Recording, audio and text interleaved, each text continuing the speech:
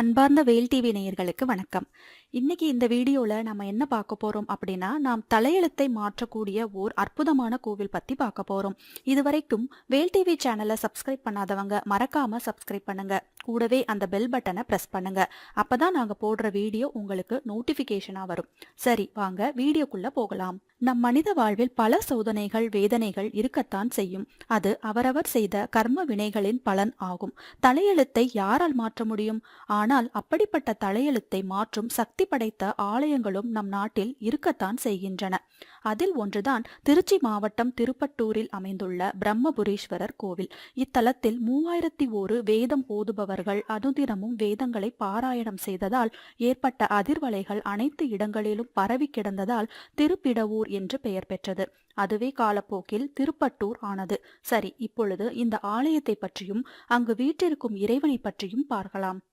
நம்மை படைத்த பிரம்மனுக்கு தனி சந்நிதிகளோ ஆலயங்களோ அதிகம் கிடையாது.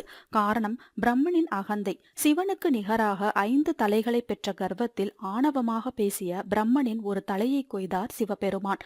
அதோடு அவரது படைப்பு தொழிலுக்கு தடை விதித்தார். தன் தவறை உணர்ந்த பிரம்மன் சிவனை பணிந்து அனுதினமும் பல தலங்களில் சிவலிங்கங்கள் உருவாக்கி பூஜைகள் செய்ததன் பலனாக இழந்தவைகளை மீண்டும் பெற்றார்.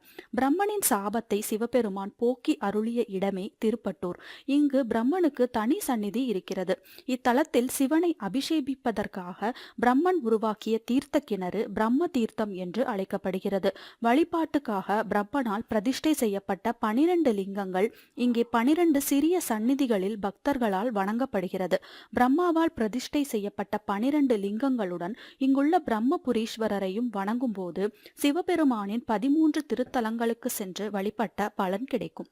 பாதாள ஈஸ்வரர், சுத்த ரத்தினேஸ்வரர், தாயுமானவர், கைலாசநாதர், திருவானைக்கா ஜம்புகேஸ்வரர், லால்குடி சப்த ரிஷீஸ்வரர், திரு அண்ணாமலையார், பழமலைநாதர், பிரம்மபுரீஸ்வரர், காலத்திநாதர், ஏகாம்பரேஸ்வரர், மண்டூகநாதர் ஆகிய சிறப்பான சிவத்தலங்களின் லிங்கங்களே பிரம்மாவால் இங்கு பிரதிஷ்டை செய்யப்பட்டுள்ளன. இவற்றில் ஆதி கோவிலாக அறியப்படும் கைலாசநாதர் சந்நிதியில் நம்பிக்கையான வழிபாடுகள் அதற்குரிய பலனை தரும். இங்கு அருள்பாலிக்கும் பிரம்மதேவனே குரு பகவானாக வணங்கப்படுகிறார். எனவே அவருக்கு மஞ்சள் காப்பு செய்து ஆராதனை நடைபெறுகிறது.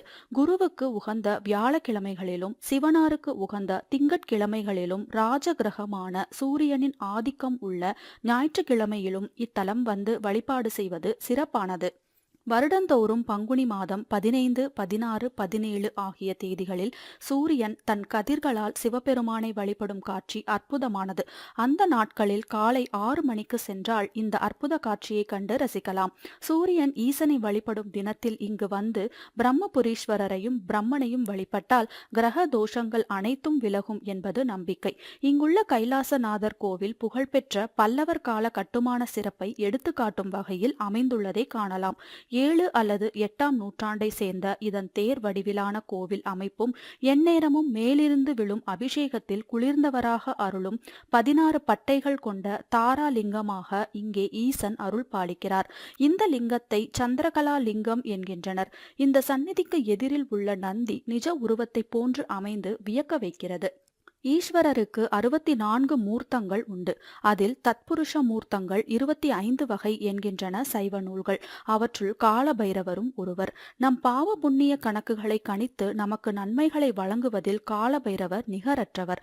பொதுவாக வடகிழக்கு மூலையில் தெற்கு திசையை நோக்கியபடி உள்ள காலபைரவரையே தரிசித்திருப்போம். ஆனால் திருப்பட்டூர் தலத்தில் மேற்கு நோக்கியபடி இருக்கிறார் காலபைரவர். இவரின் வலது செவியும் அதில் இருக்கும் தாடங்களும் மற்ற தலங்களில் உள்ளது போல் இல்லாமல் வித்தியாசமாக இருப்பதும் கூடுதல் சிறப்பு. இந்த ஆலயத்தில் 36 தீபங்களை ஏற்றி வழிபடுவது சிறப்பான பலன்களை தரும் என்பது நம்பிக்கை. நம்மை ஆட்சி செய்யும் 27 நட்சத்திரங்கள் மற்றும் 9 கிரகங்களை குறிக்கும் வகையில் 36 தீபங்களை ஏற்றி 9 முறை பிரகாரத்தை வலம் வந்து பிரார்த்தனை செய்யும் போது நமது துன்பங்கள் அனைத்தும் விலகும், கிரக தோஷங்கள் நீங்கும் என்கிறார்கள். ஒவ்வொருவரின் ஜென்ம நட்சத்திர நாளிலும் இங்கு வந்து இந்த பிரார்த்தனையை செய்வது நல்ல மாற்றத்தை உண்டாக்கும். தலையை கொய்ததால் சிவனுக்கு பிரம்மஹத்தி தோஷம் ஏற்பட்டது. அதில் இருந்து விடுபடுவதற்காக மகாவிஷ்ணுவை சிவபெருமானை வழிபட்டார். இதனால் மகிழ்ந்த விஷ்ணு ஈசனின் பிரம்மஹத்தி தோஷத்தை நீக்கி அருளினார் என்பது புராண வரலாறு.